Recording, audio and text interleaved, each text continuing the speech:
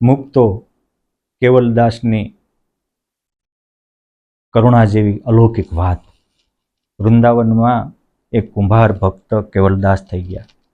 સાચા સંતની સેવા આવવાથી તેના હૃદયમાં ભક્તિનો રંગ લાગ્યો હતો અને ઘણું રાજી કરી સંતને કંઈક પામ્યા પરમ ધામ, સંત વિના જુઓ સઘળે કહો કેના સરિયા કામ। આ સત્સંગના રંગે રંગાયેલા કેવલદાસ સંતની સેવા કરે, અખંડ હરિભજન કરે। એમના સંતોના ગુરુજનોના કહેવાથી ત્યાં એક આશ્રમ બાંધીને રહેતા હતા। એકવાર એમના ગુરુજનોએ કહ્યું કે કેવલદાસ, અહીંયા સાધુ સંતો બહુ આવે છે, તમે આ આશ્રમમાં સેવા કરો છો તો એક કૂવો ગાળી દો ને। પતિ પત્ની બંને કૂવો ગાળતા હતા। એકવાર એ કૂવામાં લગભગ 20-25 હાથ એટલે સમથિંગ 40 ફૂટ જેટલો કૂવો ઊંડો ગયો હશે ને ગાળી રહ્યા હતા। એમાં અચાનક ઉપરથી ભેખડ પડી, કેવલદાસ દટાઈ ગયા। પછી તો આશ્રમવાસી બધા આવ્યા, પણ બધાને એમ થયું કે હવે આટલું બધું ધૂળ કાઢવી અને એક બાજુ કરવું આ ક્યારે થાય? આમ થાય હવે જીવતા તો નીકળવાના નથી। બધે માંડી વાળ્યું, પરંતુ આ સત્ય ઘટના છે। અઠવાડિયું ગયું છે ત્યારે ત્યાં નગરના રાજા આવ્યા અને એ મહેલ ઓલામાં ઉતર્યા તો જમીનમાંથી હરે રામ રામ રામ સીતારામ, હરે કૃષ્ણ કૃષ્ણ કૃષ્ણ હરે હરે, આવી અલૌકિક ધૂનનો નાદ સંભળાયો। એટલે રાજાએ પૂછ્યું કે આ જમીનમાંથી આવો અલૌકિક નાદ ક્યાંથી આવે છે? પછી કોઈકે કહ્યું કે આ જગ્યાએ અઠવાડિયા 10 દિવસ પહેલા કૂવો ગાળતા કેવલદાસ નામના ભક્ત દટાયા છે। રાજાને એમ થઈ ગયું કે આ ભક્ત તો ભગવાન ભક્ત માટે અશક્યનું શક્ય કરી શકે। જુઓ ને કે પ્રહલાદ માટે ભગવાનને કેવું કરી આપ્યું।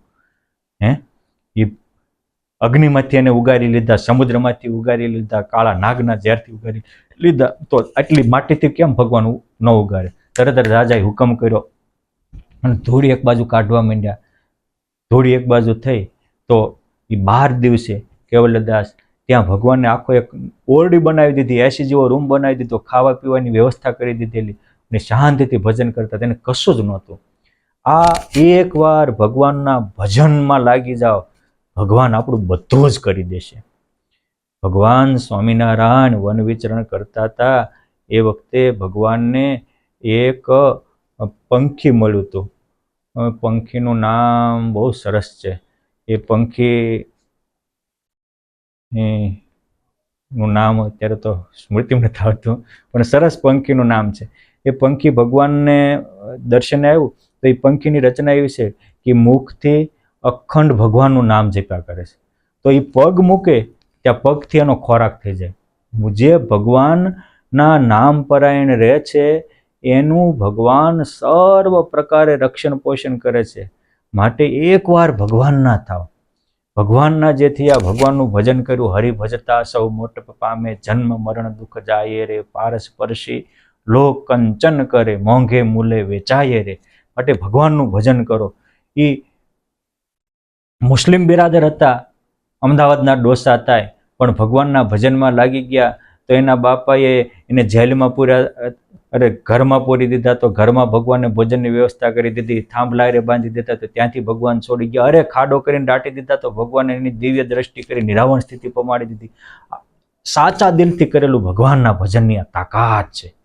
માટે ત્રિલોકને તારવા ભગવાનના ભજન જેવું બીજું કોઈ સારી તાકાત નથી।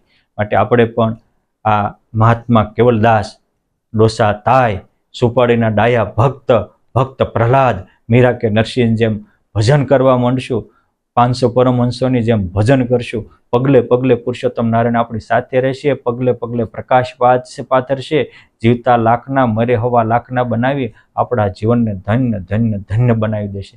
માટે આ કેવલદાસની કરુણામય કહાની સાંભળી આપણે પણ ઈશ્વરનો ભરોસો રાખી આપણા જીવનને ઝંપલાવી જીવનને ધન્ય ધન્ય બનાવીએ, એ જ અભ્યર્થના અસ્તુ। ધન્યવાદ। જય સ્વામિનારાયણ।